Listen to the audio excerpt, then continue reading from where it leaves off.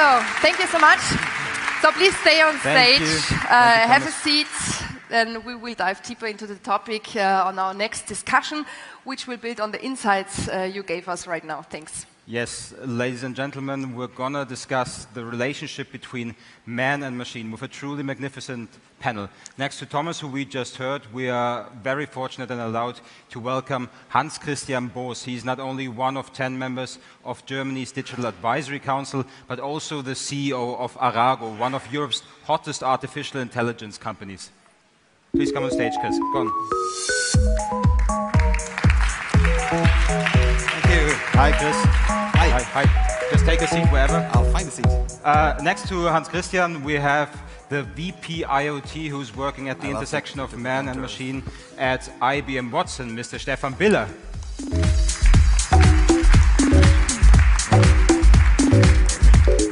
And of course, the CEO and CTO of Wirecard, who we had the pleasure to hear this morning, Dr. Markus Braun.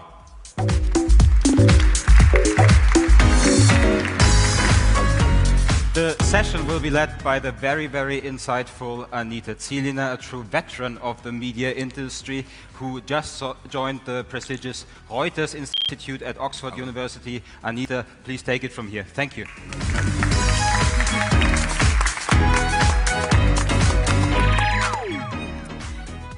Thank you very much. Welcome to our panel. The topic that we're going to discuss today for a little bit is man and machine and the AI revolution. And I want to kick it off with one topic that I think came up in both the keynotes that we already heard and in some of the preparatory emails where we discussed the panel, optimism and pessimism. And I think that's something that's really interesting because I think as with many digital trends and disruptive trends, there tends either to be a hype, this is basically all going to save us, or a dystopia. This is the end of the world. Machines are basically going to kill us. I found it really interesting that in your keynote, you had a very optimistic, a tech optimist stance, and I would like to extend the question to the topic of AI specifically. How optimistic are you about artificial intelligence and the impact that it has on humanity and society? Yeah, and I think it's good after the last panel, also out of Europe, to show some optimism. Because,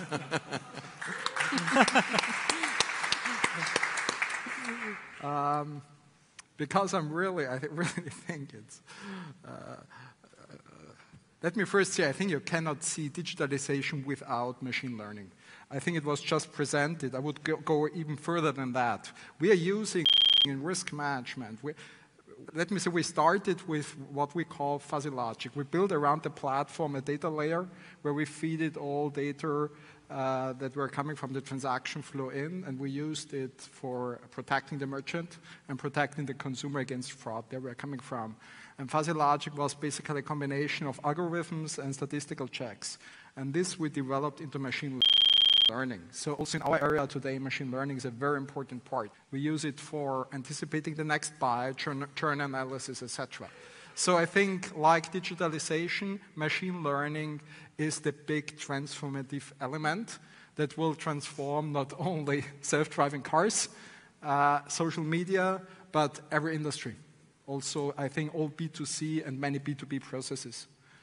And I said in my opening speech, and I strongly believe in that it will be a huge global positive GDP driver.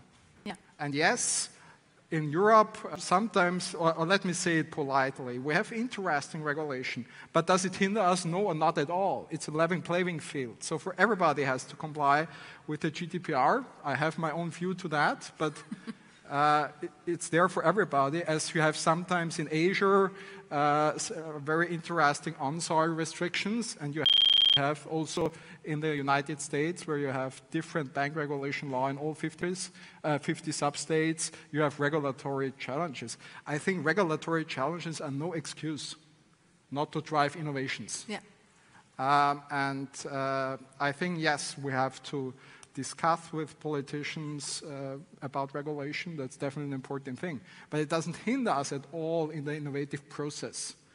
And yes, I definitely think that machine learning cannot be seen without digitalization. These two things are very much linked, and I definitely think that the next evolutionary step of mankind is very much driven by these two elements. Thank you for that statement, and I wanted to build on that and ask Chris, when we exchanged emails before the panel, you made a strong point in basically saying, please don't make this panel, and I'm paraphrasing now, but please don't make this panel another "the world is dying and algorithms are terrible and everything is getting worse" panel. Please, let's make it more productive, and let's talk about what impact actually we can have with artificial intelligence. Okay. Can I just get Chris's view on that? Can you make a point for that impact, that positive impact that you think AI can have? Well, first of all, we're always starting out, like all you as an audience hear about AI, and it's way more than just machine learning, is fear, uncertainty, doubt, and it's going to kill us all. And no matter how positive the discussions that we're all having up here are, is we always start out with this horrible point. And let me make a short statement. For 70 years, we have the total ability to kill everybody 50 times over, and we haven't done it yet. So the probability of doing it now has not increased much with machines. So I think we can just put this whole thing to ask, what is the future about? And I think we have put ourselves, with industrialization, we've put ourselves into a position where we ask people to work like machines, and people are not very good at this. I mean, you can see this in how many people are depressed in developed countries compared to developing countries, even though the guys in the developing countries have much more things to really worry about, like having food. So it's definitely the question of machines that will happen now is, can we get our humanity back? Can the machines do what machines were meant to do and do the work for us, and we can deal with the more difficult things? I mean, imagine just what you showed is some poor guy having to go through 1 billion photos. That's a really shitty job, right? Yeah, really I think we can definitely agree that this is something, this is a job but that this happens at scale everywhere. Like, this disrupted. happens at scale everywhere. So Yeah. if you want, and then people get afraid of, am I losing my job? But guys, losing our jobs is not, I mean, just look outside. There's so much to do. Why are we even thinking about losing our jobs? Currently, we should be thinking about there's not enough time to do the things that we're supposed to be doing. So that's a really good point, the value creation that actually opens up if we use machines to our advantage. Is that a point that you can agree with? Oh, 100%, yeah. So I'm very optimistic. And in fact, you know, I worked on a problem where we had a person going through 1 billion pictures. So it was an operator who was inspecting LCD screens in China 8 hours a day. Just imagine, you look at these LCD screens, thousands of them, for 8 hours a day, and say this one is good, this one is not. And we used artificial intelligence to help that operator decide better using, you know, and now they only look at the cases where it's sort of like undecided whether the screen is good or not, but 90% of the screens are now being sorted by a machine, artificial intelligence. I think that's great. I mean, who really wants to go through thousands of pictures for an LCD screen? I mean, those are jobs worth replacing with artificial intelligence. So then, as Chris said, you know, let's do something better. Let me get Thomas' view on that issue of positivism or negativism. Yeah, I sort of reject the premise of the question as well. I mean, we're talking about a tool, and a very powerful tool for statistical reasoning, which is actually, I mean, something that humans aren't even that good at typically. We're not that great at reasoning under uncertainty. And so knowing when these things are applicable, what they can create. I mean, it's very clear that there are good utilities, like I like watching movies that are relevant to me. That's a good application of artificial intelligence. I'm sure there's bad ones too that you can dream up. In some ways, it's better than like weapons in that case, because it's just like maybe not as many good use cases for these type of things. So, yeah, I just think understanding it as a tool, and then also just understanding the consequences of like using that tool, which is where I would like to move the kind of discussion in general, or like the world discussion, is like, what are the implications of these like simple models that we're applying, and have we thought through of all the different intricacies of how this interacts with people? So let me be a little bit of a devil's advocate here so that we don't get too much into an AI is great and the future is optimistic bubble, because then the discussion would stop here. Are we as a society really prepared to make the societal changes that are necessary to use the resources that are opened up by shifting some jobs to AI, to use them in a productive way, to have those people that are not in the job market then anymore, to have them be a productive and happy part of society? Are we moving fast enough into this direction? Is kind of the societal impact of AI something that we talk about enough? Okay. Let me first say, if I look into this round, I'm sure none of our jobs existed 20 years ago. And if I look into the 19th century, probably 80, 90 people were still in agriculture. So the progress always has been related to higher abstraction level of jobs. I'm absolutely sure that also the combination of digitalization and AI as electrification will lead to much more jobs. It's totally stupid to think that we can substitute mankind. This is why I don't like this term artificial intelligence, because it's mainly statistics, mathematics. We can solve very dedicated problems, but our algorithms that we use at Wirecard cannot be used for self-driving cars, cannot be used for the Instagram approach, cannot be used. So we are not talking about substituting the holistic, moralic decision-making process that a human being can do. And I rather see it as an additional tool, an instrument. This is why I like very much also here the comparison with electricity. It brought a lot of augmentation, improvements in our daily lives, and it freed us from a lot of, let's say, repetitive work. And that's, I think you have to see that in the same way. Mm-hmm. And of course, there will be a transformation in the workforce. So many new job profiles come up, and others will go away. But this is the case since hundreds of years. So I don't understand why it should be different now. Chris? I totally agree. I mean, your question kind of, but then you're trying to be devil's advocate, right? Tries to, always has this implication of we're now taking the last straw away from the laborers. And actually, if you look at where AI goes into most, it is the white-collar jobs, the jobs that have not dealt with automation. I mean, look at a factory 100 years ago. There were thousands of people in a factory, and now you have 20.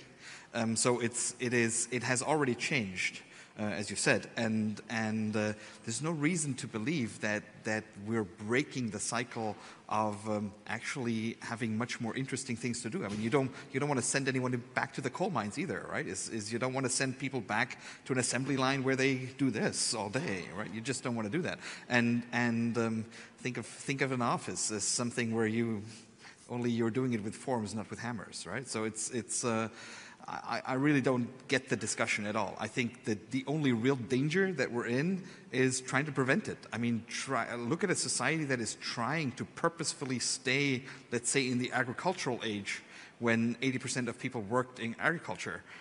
That society would not be very competitive today. So the danger that I see is that with all the discussions that we're having and not trying to look forward and just trying, we're seriously endangering because the rest of the world is moving. So let me stay with this point of competitiveness a little bit more. What are competitive advantage that Europe has in terms of AI development, AI application, compared to other markets that strongly push into AI like China? Because sometimes I have the feeling that there is this understanding that, well, we don't stand a chance compared to the bigger players and to bigger countries. My first question is, what advantages or disadvantages do you really see, and where is the stage that we are at now? For me, it's just a global market, you know. I think companies go after global talent, and if Europe feels like they have a disadvantage, my goodness, look at all the fantastic universities you have in Europe, the mathematics, the physics that comes out of Europe.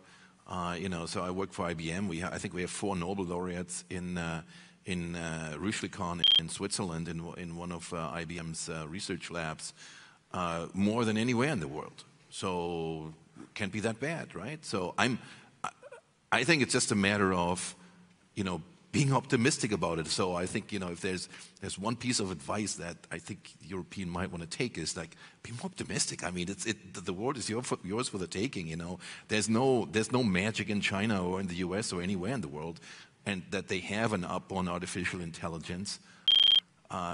If you want to do it here, I mean, you see it right next. The gentleman sitting right next to me build a fantastic company.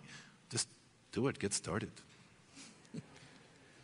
No, I would fully agree. I hate this discussion, Europe versus the US or Asia. That's not the way how we think. No. Not at all. I really have today, I see a global identity. I think that for us all, as mankind, that's very productive. This is why I say I think the global GDP was, yes, there will be different paces, but in the discussion before, I think somebody said we are already lost in Europe on AI.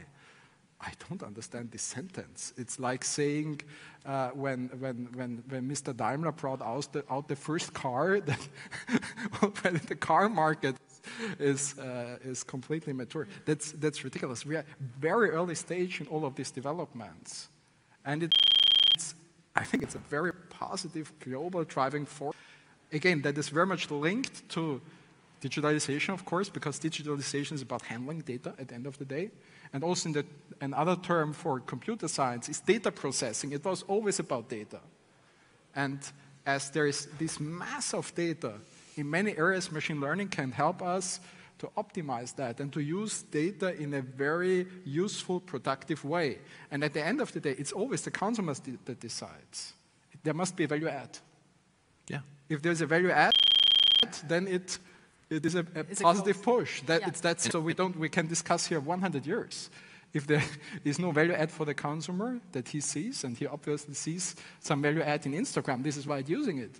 He sees some value add in the tools of IBM, this is why he's using it. Yeah. And we put our world headquarters for my business unit, Watson IoT, into Munich, right there, right? So and we built a new building, and it's.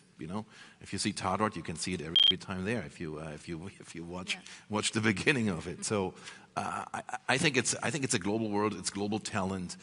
So people in Munich work with people in Vienna, work with people in Bangalore, India, with the US, with anywhere in the world, and that's the way of work these days. So there's not really you have an advantage here or there. So Thomas, Instagram being a truly global platform and company, how different do you see people react to the fact of AI recommendations in different regions of the world? You just told me before that you're off to a trip to China after this trip. And you've surely been there before and talked to people before. How different can you as Instagram approach that topic? So I like to think of AI as, it's actually the tool that enables that, really, because there's no way that a company in California could understand, let's say with traditional techniques or whatever, make a product that's relevant for billions of people across the entire globe in every time zone at all hours of the day. Like, it's mind-boggling, and I think that's like, so I see it as that, it's like an opportunity. Now we've been given almost a gift of being able to scale this kind of platform through this technology. And I think that it really is just about, again, modeling personal preferences, and it's not, I think it's not as hard or as constrained as you would think. Like, oftentimes, if you design the algorithms right, or you model the correct things, and you model user value in a way that generalizes well to different people, which, we're all humans at some level, that will just naturally scale to different cultures, different people, different mindsets. So are you necessarily saying that AI is always kind of ubiquitous and works ubiquitous in a way? Because there are a lot of studies that say there can be an implicit cultural bias in AI that's created. Wouldn't that also apply to different countries, different regions? Yeah, I don't think it's really the tool itself, maybe, but there's sometimes it depends on the exact problem you're modeling, but let's say you're training on human data and you're trying to make a human prediction. Well, your data, you're modeling the decisions of a human that may be quite biased in how they're actually deciding things. Fortunately, in the job that at least I have as a modeler for Instagram, the human labeler, if you will, is just a person using the platform in different countries, and so that's a way that it helps escape that little bubble. But if you have a traditional machine learning task where it's like, okay, we get an army of people or Mechanical Turk or something like that to hand label data sets of this is good, this is bad, or this is pornography, or this is not pornography, or something like that, then of course there's a bias. There's different cultural standards, that kind of thing.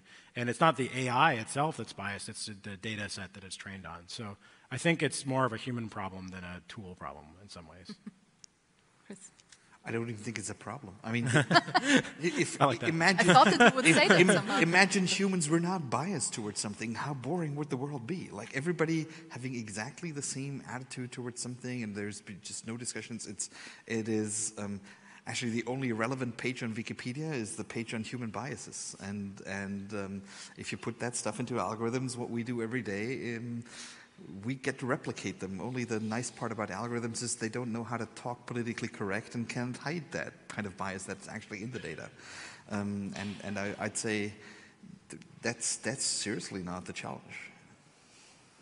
So pointing to that, of course, the bias question always is easy for the ones who kind of create the algorithms to answer. The question is, do we include, are the algorithms that we create reflecting enough who we create them for, or is there some kind of implicit bias in it? We create them globally. It's really quite different, right? I mean, you're creating an algorithm, especially in artificial intelligence or machine learning, and then depending on who's training the algorithm, as you just said, that creates the bias. It has nothing to do with the algorithm. And so, you know, if you have a bunch of people who have a certain political opinion, will train that algorithm, you get that political opinion out of the algorithm, and that's what these algorithms are designed to do. That's why they're so good in picking up and adapting to certain cultures, to certain areas, to whatever you want to use them for. So that's really the benefit. So when you say, is it the algorithm that creates the bias? No, it's not. It's actually the humans who train the algorithm are creating the bias. And maybe that's good. In some cases, it could certainly be bad, but it's just the humans behind it. Let's take one of those really bad examples, right? Let's take the chat bot that Microsoft put out and that became a neo-Nazi within a few hours, right? Yeah. I mean, that's fantastic. That is fantastic because it shows to us that actually only idiots have the time to chat to a chatbot like that during the day. I mean, everybody else had something better to do. So that says a lot about the chatbot hype and chatbot bubble that... yeah, but that's, I mean, come on. Everybody else has something better to do. Only the few idiots who have these very backward attitudes actually had nothing better to do than talk to that machine. And it blew up very quickly because there were so many other people who say, like, hold on, this is just not what we want. So people regulate that very easily. And I think it's a bad escape for a lot of discussion to say, like, oh, look at the programmers. It's not the programmers. It's the data that goes into this, which is, and I would very much recommend, like, we seem to be talking about equal rights and equal opportunity and all this kind of stuff. Look at the data and you'll find out that there is not so much equal rights and equal opportunity out there. I could agree more. So I think technology is always neutral. It's always how we use it that it is good or bad. Yeah. So I think that's it in one sentence. I just wanted to give some positive examples how AI, because very often single negative are taken out. We were discussing a little bit about self-driving cars. Yeah? Today we still have probably globally, I don't know how many accidents every year, and people are dying and have heavy injuries. An algorithm is not drunken, an algorithm is not driving too fast, an algorithm is not aggressive, an algorithm is not looking in parallel into his social media, and these are the main reasons for accidents. So yes, when there is a single accident today of a self-driving car, it is big news. But the vision would be a huge benefit for everybody. And a lot of, let's say, very negative elements could be taken out. And I think this is, on a concrete example, a positive view. Or let's say if really one day you can ask your smart home device, please book me a flight to Venice. Give me the 2-3 best connections and book me a hotel in the following price range. Which museums are currently there? When we really have such a cross journey steered by voice recognition, where we have completely invisible also paid in the payment process, that's a huge benefit. And think about, coming back to the self-driving car, how much time you spend in a car of your lifespan. If this is free, it can become quality time. You can read scientific papers, you can also see a film, you can read a newspaper, you can do purchases. This is how, on concrete examples, efficiency is driven. And these are just some examples of positive visions, why I think that, global GDP will be positively driven by that. So let me talk a little bit about the state that we are at right now. Basically, in your keynote, Thomas, you said we are already there. We are already in the future. This whole talk about in the future AI will is actually not right. But then, of course, there is the other opinion of we just took baby steps into the direction of using artificial intelligence. Thoughts on a panel about this? Where are we at? I think both is right. So if you look at, Instagram as an example, they are already using machine learning to do most of their work. Great. We're using it in enterprise applications, in manufacturing, in all sorts of other ways how you maintain your asset. Can you predict whether an asset is going to fail or not? We're saving energy for cement companies quite substantially. So a lot of good stuff you can do already with what you have right now. So this is sort of like the beginning of AI. But I think we are getting to this this ladder of reasoning. Where we are right now. We can analyze what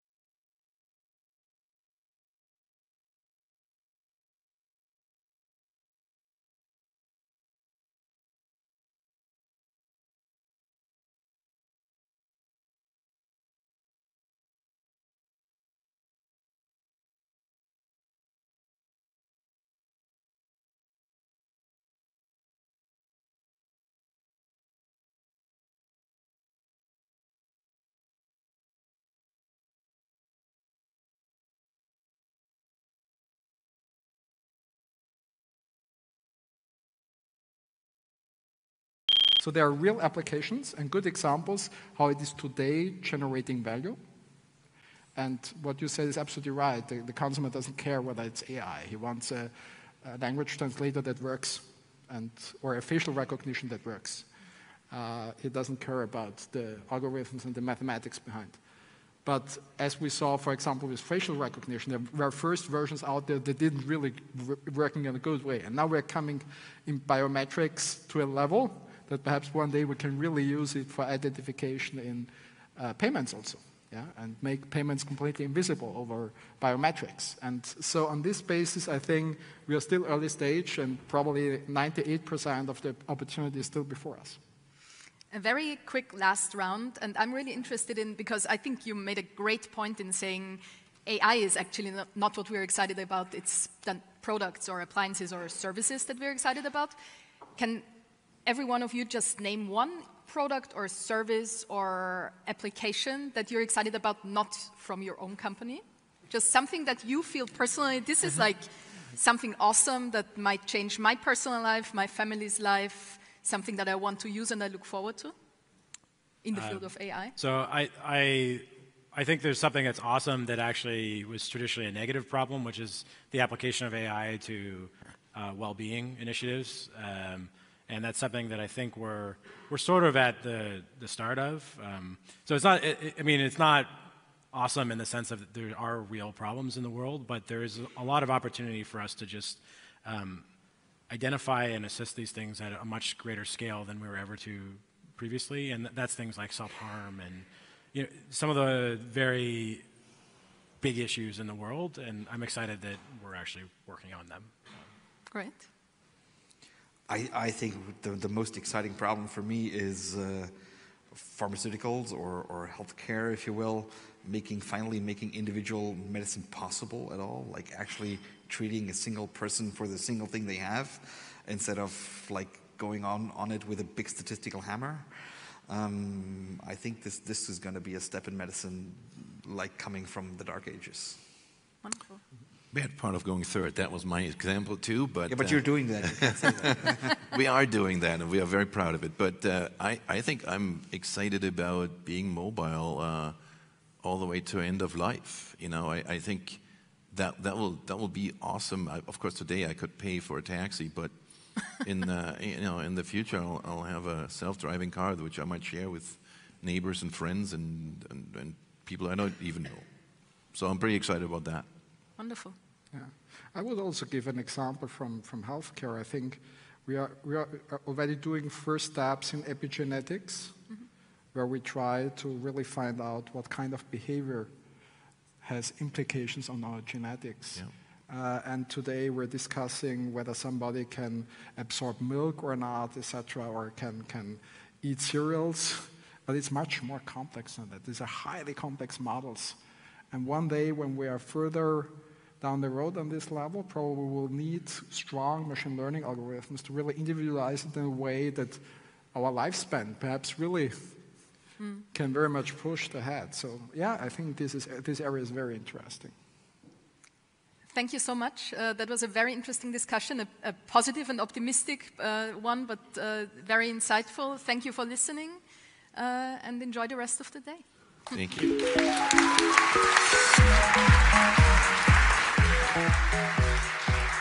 Thank you so much, guys. Thanks, we really appreciate it.